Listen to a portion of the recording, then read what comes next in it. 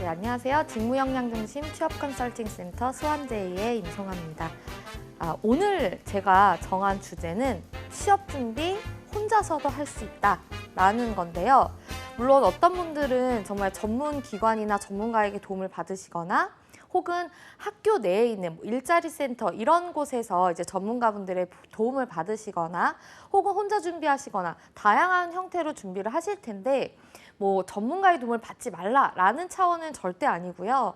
취업 준비를 함에 있어서 도움은 정말 도움일 뿐인 것 같아요. 도움을 받았을 때 조금 더 여러분이 효율적으로 도움을 받으시려면 혹은 전문가에게 도움을 받으시더라도 내가 이미 취업에 관한 혹은 나에 관한 어떤 기준이나 명확한 것들이 나에 대한 확신이 정립되어 있어야지만 이런 도움도 도움이 되는 거거든요. 그래서 그런 차원에서 내가 스스로 취업 준비를 함에 있어서 취업 준비는 이렇게 하겠다. 혹은 취업이란 건 이런 거구나. 면접관은 이런 사람을 뽑는구나. 라는 등의 여러분만의 기준을 세우시는데 도움이 되고자 여러분이 그 기준에 대해 확신을 하시는데 도움이 되고자 오늘 이 영상을 준비를 했습니다.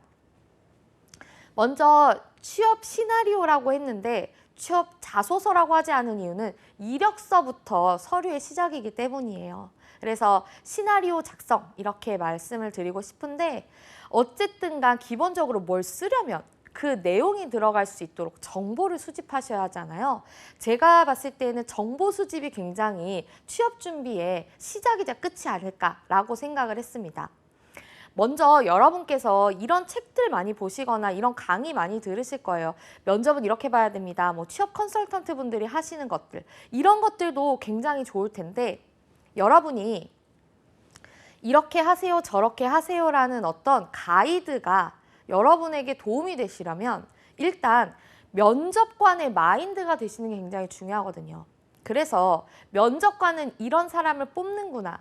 면접관은 이런 사람을 뽑아야 하는구나를 아시려면 인사 담당자들이 보는 책을 먼저 보실 필요가 있습니다. 그래서 인사 담당자를 교육하는 책, 이런 사람을 뽑아라, 면접은 이렇게 봐라 라는 등의 책들이 시중에 나와 있거든요. 사실은 그런 책을 통해서 면접관은 이런 기준으로 사람을 뽑고 면접관들은 이런 것들이 고민이구나.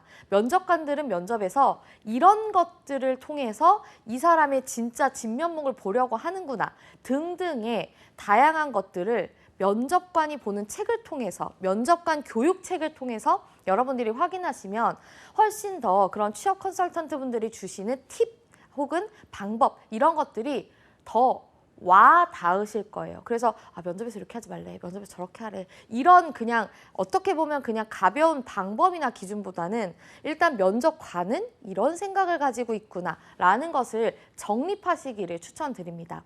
그리고 여러분이 직무 역량에 대해서 많이 어필하실 텐데 직무 역량이 어떤 게 필요한지를 알려면 직무자들이 무슨 공부를 하는지를 아시면 돼요. 그래서 뭐 요즘에 굉장히 뭐 강습 매칭 플랫폼이라든지 혹은 뭐 강습 동영상들이 공유되어 있는 사이트라든지 뭐 그런 것도 굉장히 많잖아요.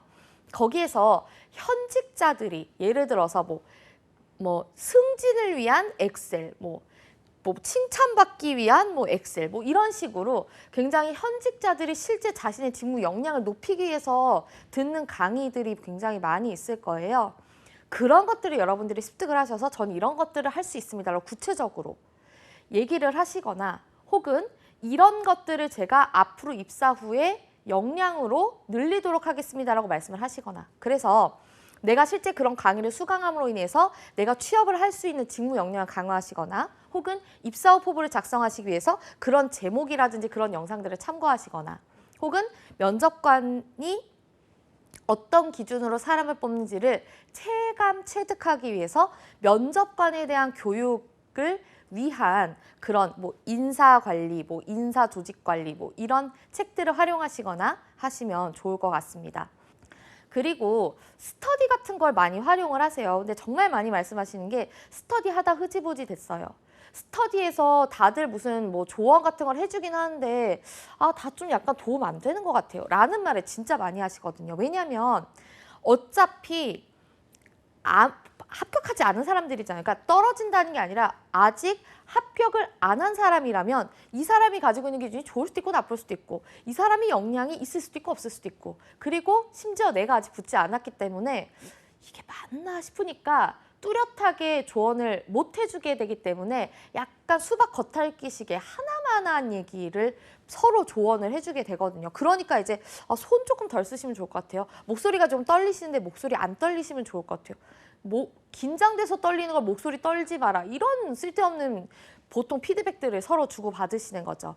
그래서 근데 저는 스터디를 하지 말라는 건 아니에요. 스터디를 활용하시되 스터디를 활용하고자 하는 그 방향성에 대해서 고민해 보실 필요가 있는데 스터디원들끼리 정보를 공유하거나 혹은 어떤 단톡방에서 공유하는 정보들이 취업 컨설턴트들이 수집한 정보들보다 훨씬 더 방대하고 엄청나고 정말 그 회사 인사 담당자들도 모르는 것들을 막 체득을 할 수가 있거든요. 그래서 상호 간에 수집한 정보를 공유하는 것 그리고 각자가 맡은 바에 대해서 어떤 조사를 해봐서 그것들을 공유해서 정보 수집 시간을 줄이는 것. 전 거기에 대해서 굉장히 의미가 있다고 생각이 듭니다. 그리고 트레이닝 시간으로 활용하셨으면 좋겠어요. 그러니까 저의 자기소개 어때요? 이거 어떻게 수정할까요? 뭐 이 부분 어때요? 이거 굉장히 직무 역량이 잘 드러나나요? 라는 식보다는 그건 오히려 내 스스로 판단하시는 게 낫고 그거보다는 당황스러운 질문을 갑자기 한다든지 자기소개를 했는데 근데 이 부분 말고 다른 건 없어요? 라는 추가 질문이라든지 이런 즉흥적인 면접 상황에 대한 대처 트레이닝을 하시는 게 훨씬 좋습니다. 그리고 또 추가적으로는 자기소개라든지 지원 동기를 끊임없이 말해보면서 스스로 이 말하기 훈련을 한다든지 이런 트레이닝 시간으로 활용하시는 게 더 효율적인 것 같아요. 그래서 어떻게 보면 정말 피드백을 주실 만한 게 있으면 주시고 아니면은 그냥 그런 거 넘어가죠, 우리. 이렇게 해서 조금 더 트레이닝 시간을 조금 더 활용하시는 방향으로 스터디를 좀 활용하시면 좋을 것 같고 그리고 중소, 중견 기업들은 진짜 자료 찾기가 어려워요. 그래서 중소기업 그 기업에 대한 자료를 찾는 것보다 만약에 내가 예를 들어서 화장품 회사에 지원을 한다. 그럼 화장품 대기업 자료를 보시는 게 나아요.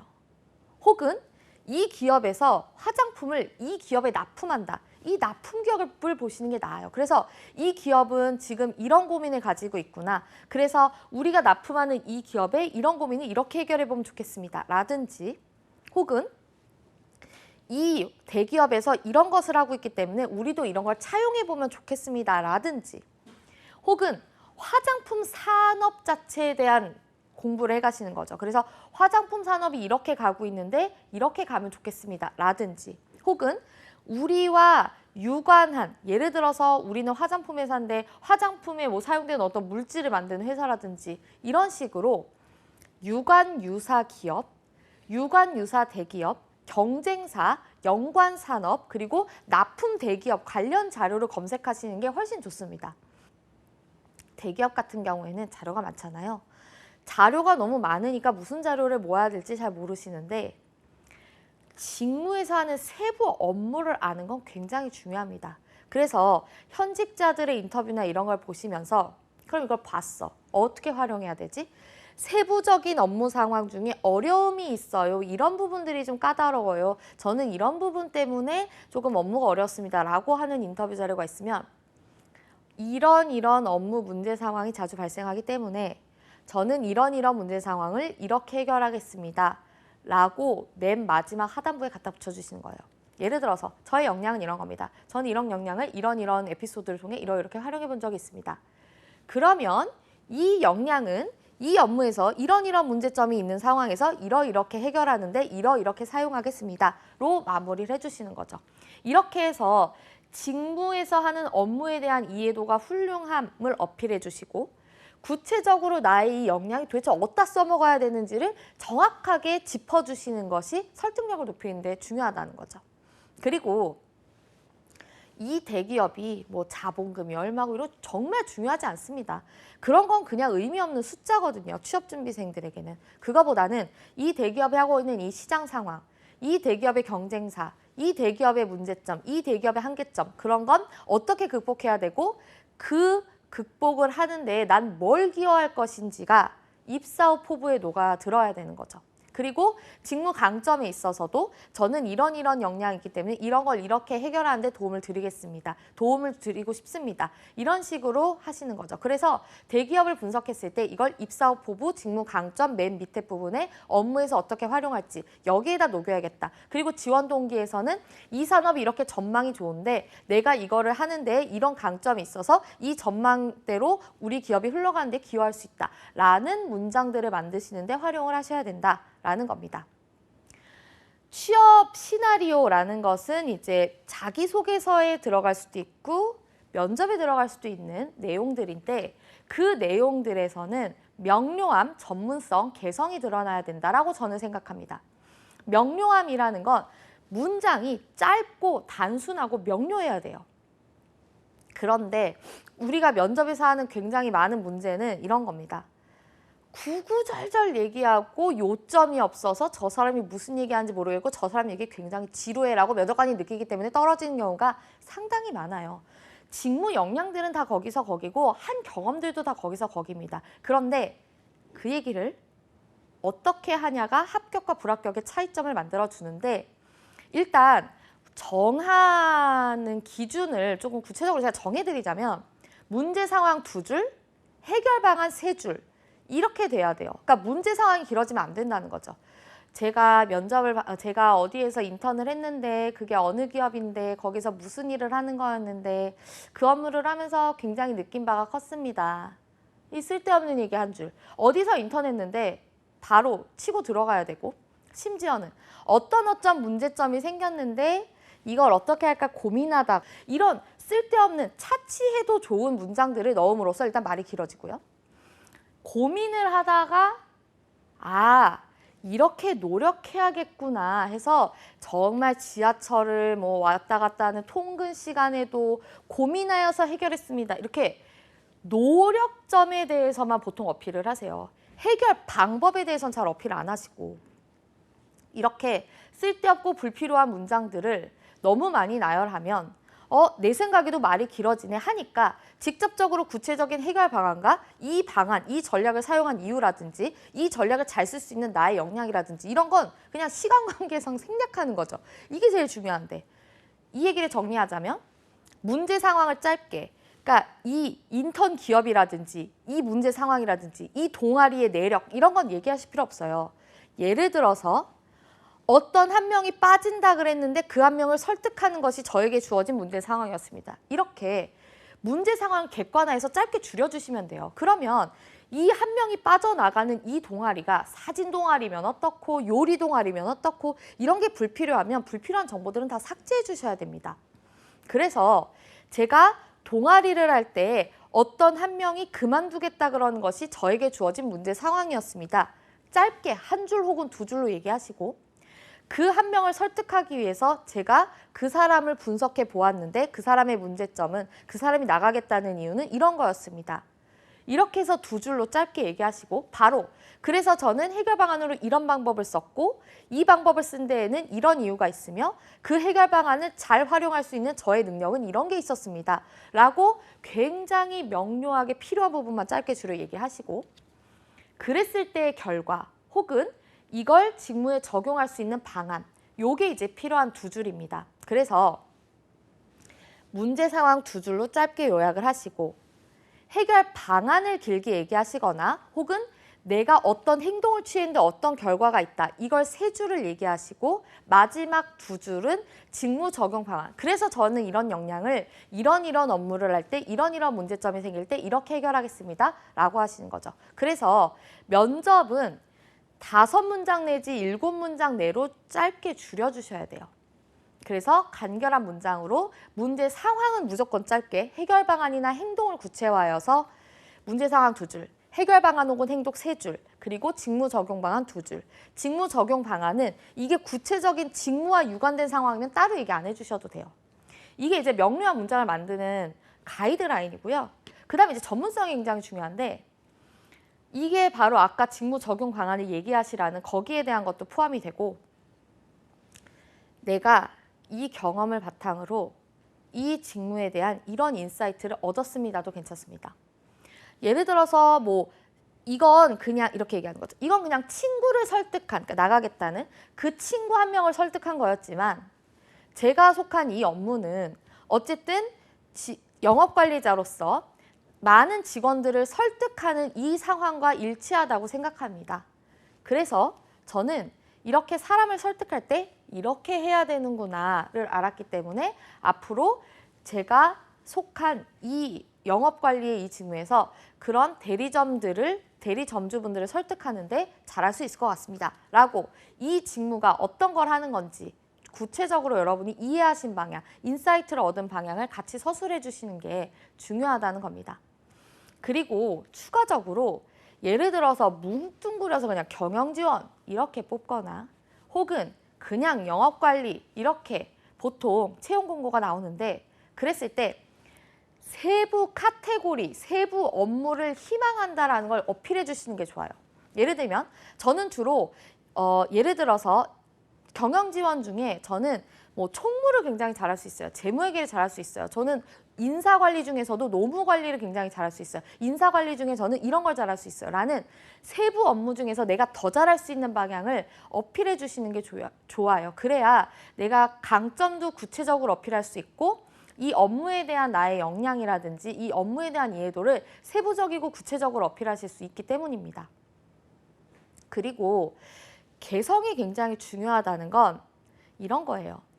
일단 너무 면접이 장황한 문장들로 서술되어서 면접관들의 관심을 얻지 못해서 떨어지기도 하지만 천편일률적이어서 떨어지는 경우들이 많습니다. 그러니까 이 사람이 싫어서 떨어뜨렸다기보다는 싫은지 좋은지 잘 모르겠어서 떨어지는 경우가 더 많다라는 거죠. 차라리 이 사람은 이렇구나 떨어뜨려야지 혹은 이 사람이 이렇구나 붙어야지가 낫다는 겁니다. 그런데 우리가 기본적으로 알고 있는 자기소개서나 면접에서 장점 같은 단점 말하라 그랬어. 보통 책임감 많이 어필하면 붙는다 그랬어. 이런 거 많이들 얘기한다니까 나도 이거 얘기해야지. 이런 식으로 작성을 하시면 이 사람이 보이지 않기 때문에 떨어집니다. 그래서 나만의 특징을 먼저 파악하시고 그걸 어필하시는 게 중요하고 그것은 이런 거예요. 내가 이 직무에서 필요한 역량들을 한번 쭉 나열해 보세요. 이렇게 해서 내가 쭉 편안하게 어떤 역량들이나 필요할 것 같은 그런 기질들을 나열하시고 그중에 내가 가장 가지고 있는 나랑 가장 가까운 것들을 체크를 해보세요. 그럼 그것들이 내가 어필되었던 역량 에피소드들 있죠? 그걸 붙이시고 그래서 그 정제되지 않은 이 문장과 직무 강점을 정제된 문장으로 바꿔주시면 그게 나의 특성이 잘 드러난 자기소개서 혹은 면접 대본이라는 거죠. 그래서 책임감 어필할까? 면접에서 이런 거 필요하다던데 이거 어필할까? 이게 아니라 내가 어떤 것을 가지고 있는지 혹은 면접에서 필요하다고 하는 역량들 중에 내가 이 중에서 뭐가 있는지를 체크하시고 거기에 맞춰서 작성을 하셔서 그리고 제 생각에 요즘 면접의 트렌드는 솔직함입니다. 그러니까 단점도 단점 같은 단점을 말해야 된다고 봐요.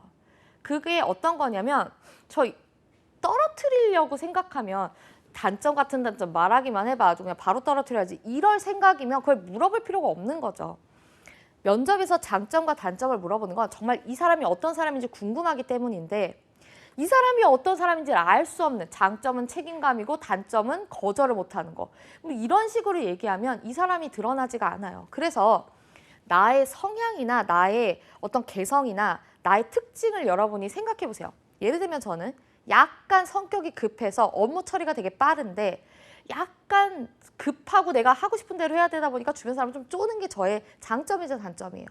어떤 분들은 굉장히 꼼꼼하게 실제로 하는데 그래서 실수나 이런 것들이 진짜 없겠지만 그 꼼꼼함이라는 게 업무를 급박하게 추진하는 그런 추진력이 떨어지거나 혹은 일 처리가 좀 느리다거나 뭐 하다거나 이렇게 다양한 갈래로 가시겠죠?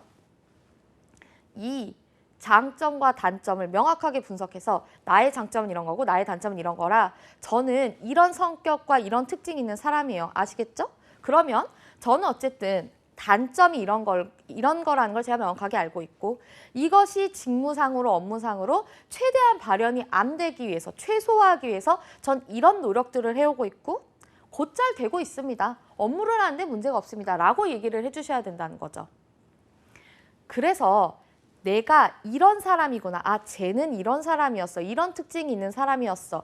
이런 스타일이구나. 우리랑 잘 맞겠다. 이런 스타일이라서 우리랑 안 맞겠다가 면접관의 머리에 정확하게 그려지도록 서술을 해주셔야 됩니다. 그리고 추가적으로 왜 이런 거 있잖아요. 역량 어필해야 된다 그래서 제가 편의점 알바를 시작하자마자 갑자기 매출이 150%팍 상승해가지고 그 편의점 사장님이 부자가 됐어요. 뭐 이런 식으로 얘기들을 하시는데 이게 면접관에게 과연 그렇게 와닿을까 하면 아니거든요. 근데 대신 이런 게 있습니다. 결과를 어필하면 면접관이 150% 이렇게 생각을 할 수 있는데 오히려 너무 좋았어요. 너무 관심 가서 나름으로 열심히 했어요. 열심히 하다 보니까 시간 가는 줄 몰랐어요. 라는 결과에 대한 엄청남을 과장하시기보다는 나의 열정과 관심도와 몰입도에 대해서 과장하시는 게 더 면접관에게 힘을 실어줄 수가 있습니다. 그래서 제가 정말 열심히 하고 자꾸 뭔가 고민하게 되고 고민하다 보니까 실제로 매출도 좀 오르는 것 같고 그러다 보니까 재밌어서 더 열심히 하게 되고 그러다 보니까 뭐 나중에 점장님이 말씀하시는데 매출도 좀 올랐다고 하더라고요. 그래서 저는 그때 아, 내가 이런 일을 해야겠구나. 나는 이런 일에 보람을 느끼는구나. 이런 일을 했을 때 즐겁구나를 느꼈습니다라고 관심도를 더 강조해서 어필을 해주시는 게 면접관을 설득할 수 있는 지름길이라는 거죠. 그리고 정리하자면 내가 관심, 열정을 어필하는 게 나의 결과물을 어필하는 것보다 면접관에게 더 설득이 될 수 있다. 그리고 그것이 나의 개성이라는 거죠. 그 개성이라는 건 이 직무 중 이런 업무, 이 직무 중 이런 성격의 일에 대한 강점이자 몰입도. 이게 면접관에게 개성으로 드러나야 돼요. 저 사람 웃긴 사람, 뭐 저 사람 재미없는 사람 이런 개성이 아니라는 거죠. 내가 이 업무에서 하는 이 직무에서 하는 여러 업무 중에 어떤 쪽에 강점이 있는구나가 나의 개성이 돼야 된다는 겁니다. 그 강점은 관심도나 몰입도, 그리고 그 관심도나 몰입도를 가지고 업무를 해봤더니 실제로 일어난 약간의 성과, 이런 방향성을 가지고 답변을 작성을 해주셔야 돼요. 그리고 실제로 자기소개서에서는 어떤 강조점을 드러내기가 어렵지만 면접에서 얘기하실 때 내가 이 말에 몰입을 하셔야 돼요. 예를 들면 이런 거죠. 아, 저는 굉장히 편의점 업무를 하면서 열심히 했는데 열심히 하고 잘하고 그리고 맨날 고민하다 보니까 어느 순간 매출이 올랐습니다. 이렇게 얘기하시는 게 아니라 그때 나를 상상해 보시는 거예요. 그래서 좀 이렇게 해보기도 하고 저렇게 해보기도 했는데 이런 부분이 굉장히 효과가 있어서 그걸 이렇게 하다 보니까 정말 성과가 났는데 이게 진짜 뿌듯하더라고요. 이렇게 여러분이 이 몰입된 감정을 가지고 감정을 표현해 주셔야 듣는 이가 더 몰입할 수 있고 듣는 이가 더 진정성을 느낄 수가 있습니다. 그래서 말을 할 때 대본을 잘 작성하시는 것도 중요하지만 대본 내에서 불필요한 것들을 제가 명료함 중요하다고 했죠. 삭제하신 뒤 그중에서 강조점에 대해서는 말로 강조하여서 말할 수 있도록 하는 연습을 하셔야 실제로 면접에서 합격이 된다는 겁니다. 천편일률적으로 작성하는 것도 문제지만 천편일률적으로 말하는 게 더 문제거든요. 면접에서 진짜로 AI처럼 말하시는 분들 진짜 많잖아요. 그게 나를 떨어뜨리는 거고 저한테 추가적으로 자기소개 어떻게 하면 튀어요? 자기소개 어떻게 해야 면접관이 뽑아줘요? 라고 하시는데 제가 봤을 때 자기소개가 제가 이걸 몇 년 전부터 한 얘기인데 내 말투로만 해도 무조건 튑니다. 아, 저의 강점은 무엇인데 저는 이런 것들을 세 가지로 표현해 보겠습니다. 대부분 이런 말투로 하시는데 저는 이런 사람이고요. 저는 이러이러합니다. 이렇게 편안하게만 말씀하셔도 충분히 튈 수 있다는 거죠. 그런데 면접은 편안하지 않습니다. 이렇게 내 말투로 말하는 연습까지 하셔야 튀어요. 그래서 면접이나 그런 것들을 정리하자면 명료한 문장을 만들고 그 문장을 아주 많이 말해서 머릿속에 익히고 그 머릿속에 익힌 것들을 아주 다른 사람들의 귀에 속속 꽂히도록 내 말투로 강조점에선 강조하고 그리고 조금 더 빠르게 지나가야 되면서 빠르게 지나가고 이렇게 강약 조절을 해서 잘 들리도록 말하는 연습까지 하셔야 된다는 거죠. 그래서 그런 것들은 내가 그냥 말해가지고는 잘 몰라요. 녹음을 해서 들어보시거나 그래서 녹화해서 내가 나를 보는 게 굉장히 중요하다는 거죠. 딱딱하지 않게 진짜 말하듯이 하는 것들을 녹음해서 들어보시거나 그것들에 대해서 내가 스스로 피드백이 잘 안 되면 이런 걸 스터디원들끼리 공유해서 조금 더 자연스럽게 말하도록 한다거나 그런 부분들을 연습하셔야 돼요. 결론적으로 면접이든 자기소개서든 내가 봤을 때 좋아야 남이 봐도 좋아요. 근데 그냥 써놓고 너무나 무책임하게 괜찮아요? 이거 어떻게 고쳐요? 이거 뭐 고쳐요? 저 이거 썼어요. 이런 것들이 아니라 이걸 내가 정말 읽어보세요. 나라면 이걸 뽑아주겠나? 나라면 이게 잘 썼다고 생각하나? 나라면 이런 부분에서 이 사람을 뽑겠나라고 내가 면접관이 되어서 그것들을 한번 비판해 보시는 게 중요합니다. 그러면 아마 여러분이 답이 나오실 거예요. 결론을 말씀드리자면 내가 느낌이 잘 썼는데? 좀 나 멋있는데? 이렇게 느끼시면 합격이고 불안하면 불합격입니다.